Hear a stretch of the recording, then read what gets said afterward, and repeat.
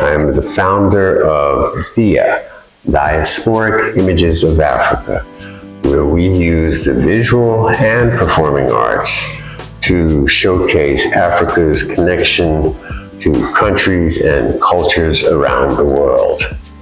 Today is June 6th, and we are in the midst of African American Music Appreciation Month, better known to some of us as Black Music Month.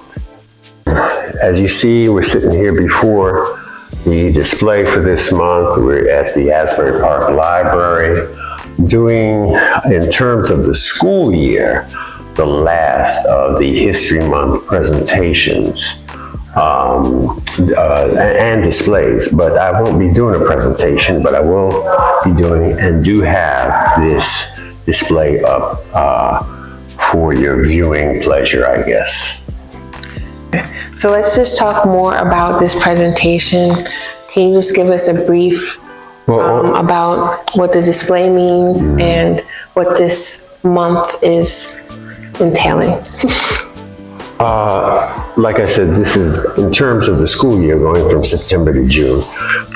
This would be the last display. This would be the last History Month.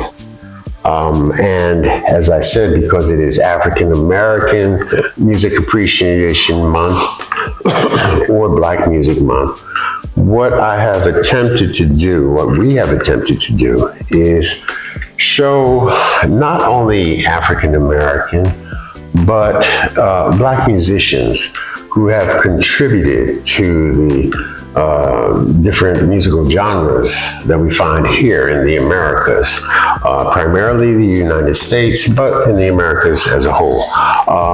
As you see, this month, we're talking about, this year, we're talking about instruments not thought of as part of jazz and hip hop. And the information, plus some examples of musicians that played the harp as well as the violin in jazz as well as hip hop.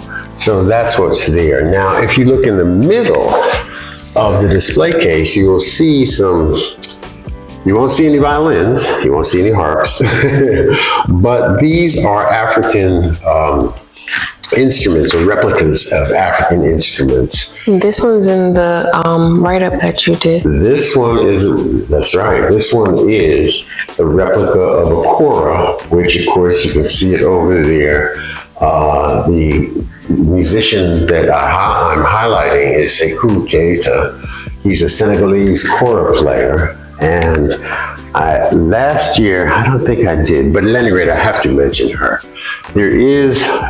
Sekou comes from, and the kora is one of the African instruments that is traditional, has been played for several centuries by men of the griot tradition of West Africa. Senegal, I think Mali, Ghana, Burkina Faso, and a few other West African countries. Now, Gambia, how could I miss? One of the families broke tradition and allowed their daughter to start playing, and she's internationally known. She's been playing, she's been playing since she was a young girl, but she's been playing professionally. Her name is Sona Jobarte. She's been playing. She's not up here, but she too plays the kora, and the kora has been getting some attention here, at least in the West. So is it tradition for the musicians to play that instrument? It was traditionally only for men, but her family, the Jobarte family, her father and grandfather before her, were famous kora players, and for some reason, I don't know the full history, they allowed her to play, and she's been going out and being quite successful. People love her, Yeah, because they broke the tradition. Yeah. What else would you want to share that's more personal to you about this month? Well, when if you think of jazz, for instance, and last year we spoke about the clarinets and flutes, which in these days, these times, post-millennial times, you don't see many clarinet players or flute players in most of the jazz groups unless you have an orchestra. But this year, similarly, tried to show some instruments that, when someone says jazz, you probably won't think of a harp. You probably won't think of a kora player out of West Africa. You probably won't think of a violin. We try to bring things that aren't normally thought of in terms of the history. Yeah, that's definitely what you do.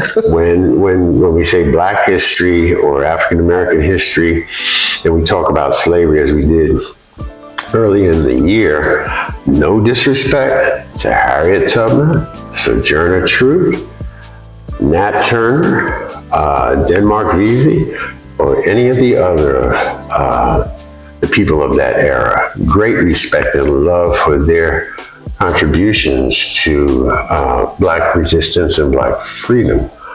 But most of us know a little bit about that. So I'm trying to tap into things that people don't know and be more aware of things. Right. And speaking of that, when you said the kora, right, that is usually a jazz that's usually involved in the jazz genre in that culture, right? It's not just a African instrument that maybe some people might think like, oh, they have African music. Like, no, it's more about the jazz genre, because jazz is now worldwide, just like hip hop. Yeah, I think it is now. It wasn't originally. The griot tradition was not that, at least earlier on, what I know was not as much entertainment as it was ceremonial. Okay. As much of the music in Africa was. It's evolved now. Much of the music in Africa obviously has an entertainment component, and modern Africa looks at it like that, but it still is used as a traditional and sometimes a healing medium as well. Which all music is. Right. No matter what genre. Right, where it's coming from, who's doing it. Okay, I just wanted to make note of that because, some people might be like, and I know when I was doing this, when I work with you, a lot of these facts I don't know. So it's kind of like, reading it like, okay. Because in a way, it's kind of like, all right, this is similar, this is a string instrument, and to me, it kind of reminds me of a guitar in a way, if I were to compare.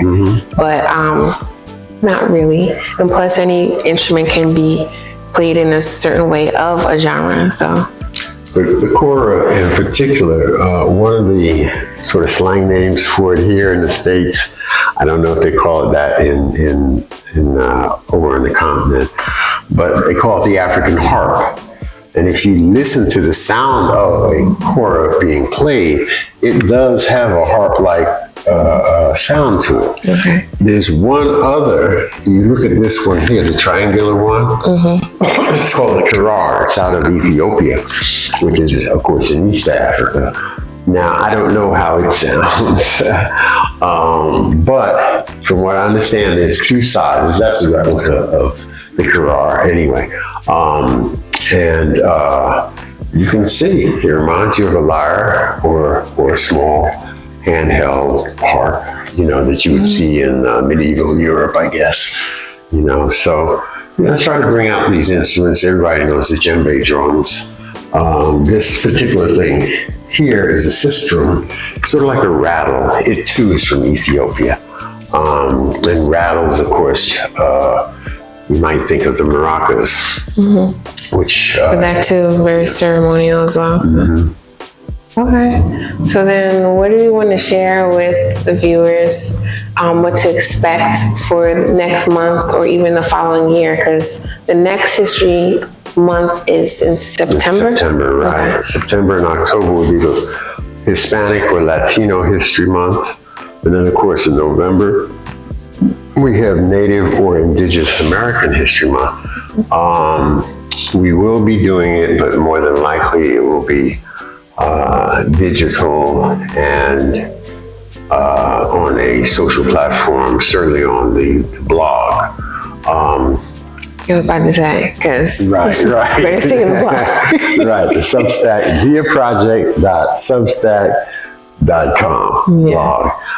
But upcoming, to close out the year, we won't be doing any presentations in the Asbury Park Library. We'll be taking a little hiatus. Yeah. I need to travel, do some field work, Creator willing. With some other spots that you'll be looking at. Creator willing, we'll be back in 25, more than likely for Black or African American History Month in February. Okay. One last thing, Okay. I forgot to, also in the display case, from time to time we use books from the library. This library, Asbury Park Library. So when you come down, you don't have to wait until the History Month, but these books are here. And I found this one, which I think was very comprehensive. It's called The Lost Sounds, Blacks and the Birth of the Recording Industry from 1890 to 1919, okay? 20 years after Reconstruction of 1870. And this book, The Power of Black Music. So you can look them up. Oh, the author, who's the author here? Tim Brooks is the author of Lost Sounds. And of course here we have Samuel A. Floyd Jr., the author of The Power of Black Music.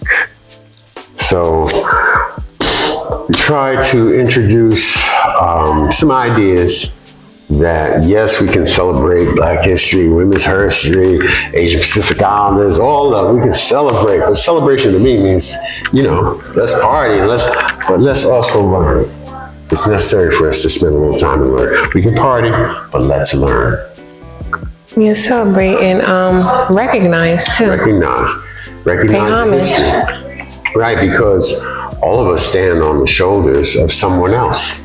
Like I mentioned, Harriet and Harriet Tubman and Sojourner Truth and many others. If it weren't for them, who knows what it might be like now in 2020. Although the climate of the country, it seems like it's heading back towards slavery. Yeah, but you can save that one for another post day. or another conversation. But yeah, I guess that's all. That's all we wanted to share with you all. And I don't know, you can close them out. Yeah, have a great summer. Happy history hunting. And Creator willing, we will see you in 25, but you will see us again in social media or YouTube or somewhere on the net. Peace and blessings.